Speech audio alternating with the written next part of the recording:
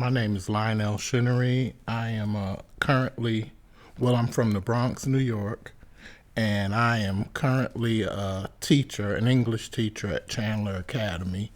It's the only alternative school here in Kanawha County, and I enjoy being an English teacher there at Kanawha County. I was fortunate enough to attend parochial schools, Roman Catholic parochial schools in New York. I witnessed my mom, single parent, working hard just to get me through those schools. I attended St. Augustine's Grammar School, and I also attended Cardinal Hayes High School in the Bronx. And I even graduated from a Roman Catholic College, Fordham University in the Bronx, New York. It was pretty interesting. I'll share a couple of stories. One story, I remember waking up. I had to be 4 or 5 years old. It was before I started school. And I remember jumping into bed with my mom and hearing pops, loud noises. And my mom, protecting me as she did, told me that it was people that had bought an excess of fireworks. And I said, I remember saying, Mom, but it's September. And she said, oh, they just bought extra. It's not the 4th of July. I remember telling her it's not the 4th of July. And she just said they bought extra. And so anytime I would hear that, it didn't frighten me. I just said, those are the people that, bought extra fireworks. I said I had to meet them, around the 4th of July because they apparently always had fireworks. And it took me, I think, to about the age of 11 to find out they weren't fireworks, that they were gunshots. So that's just one of the stories. And also, we lived in the northeast Bronx. We moved. We lived close to Mount Vernon, close to a street called Moody Lane. So I had a girlfriend that used to walk from Mount Vernon to the Bronx. And she told me about this younger boy, probably about your age, that was always calling to her. And I said, don't walk that way. But she did tell me that the boy's name was Denzel. So I told her never to walk that way, come into my house again. So that is my story, that Denzel Washington tried to steal one of my girlfriends, and he didn't. And I always say, wherever that girl is now, she's probably regretting that she chose me over that young boy, Denzel. So that's how it was growing up in the Bronx. Well, supposedly it was supposed to be a 1-year Christian missionary assignment. It was only supposed to be 1 year. I kind of feel like the old Gilligan's Island show. It was supposed to be for 1 year. I met a West Virginia young lady who did not want to live in New York. And I decided to stay, married her and stayed and built my family. I was in the banking industry. I've done everything in the banking industry from vault teller, which is one of the lower positions, all the way up to bank office manager, loan officer, investment officer. And I really loved it. I love working around money. I love helping people. And that was my profession for about 27 years before I retired from that. It was I say if it's anything good that comes out of it, it's God and you and my wife. If there's anything bad about it, it's just you. Because I decided to help you and your organization, the Hope Community Development Organization, and I really thought that I would just be assisting you, assisting you in the church. I had no idea that you were going to ask me to be a mentor in the schools. And I really thought you were a little bit off by recommending me to the schools, because I was thinking, Pastor, I don't even know if I like kids. I don't even know if I like my own kids. Why are you recommending me for this? And I got in there, mentored some students in a middle school, and I absolutely loved it.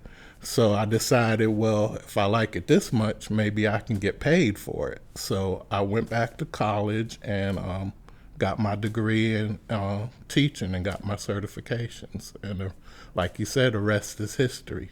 But I absolutely love it. I wish I had done it earlier, but it's amazing. I was in a Christian ministry and I wasn't satisfied, and I prayed and I visited a lot of churches in the area, and my wife sent me out and my family sent me out to really be a scout for churches if I really liked them or not. And I came here and heard you preach and just fell in love with your preaching and your message, and invited my family. I think after 3 times that I came here, my wife decided to come, and my 2 daughters that live here in West Virginia decided to come. Since 2003, I was thinking about it today. Since 2003, started out as a regular member, a believer. Went to the choir.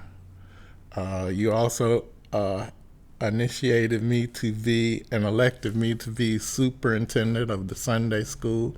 Again, a move that was primarily with children. I didn't understand a lot of it, but I think you were preparing me for, an administrative role in the schools and just being available and around children. So in the choir, then a few years ago, I was elected to be a deacon of the church. Decided that I would really follow my calling to be a minister, and was ordained not too long ago in the Grace Bible Church as a minister of the gospel, which I'm truly excited about and blessed. Well, what I see every day, and it's interesting, we were in meetings about that today at the school, we see children that have gone through and are going through a tremendous amount of trauma. And it's defined as continuing trauma. It's not that they had a traumatic situation and it stopped. It's continuing. And we need to help them. And as I see the church and all Christian people, we need mentors. As I started in the school system, we need people, good people, to be examples for those children. And what I see the church's role in is establishing some kind of relationship, the people of God establishing some kind of relationship with those children, because one of their disadvantages is that their parents nor their grandparents have a relationship with the church. So we have to identify our church, our people of our church, as good, caring people that care for them. And that would definitely help if the church people stand up to help those children. We did everything. We had a good relationship with the administrators there. In fact, it was the year that I started before my wife retired at that school as one of the assistant principals. And so we had a good relationship with the administrators. Even after she retired and left, Mr. Allenbacher put us in a classroom. He put us in a classroom where we were able to mentor, tutor, help with homework, visit the classrooms, collaborate with the teachers. They accepted us. And we saw grades improve. We saw social skills developed. We just had a great time. And even to this day, I'll run into, which they're young adults that say that, you know, the mentors and tutors in that program, the Hope Development Program, helped them to get to where they are today. And they're excited about it. I ran into a student that works in one of the local home improvement stores that says he delivered something to our house, and he was excited. He's buying a home. He has a family. He was getting ready to get married, and just it was great.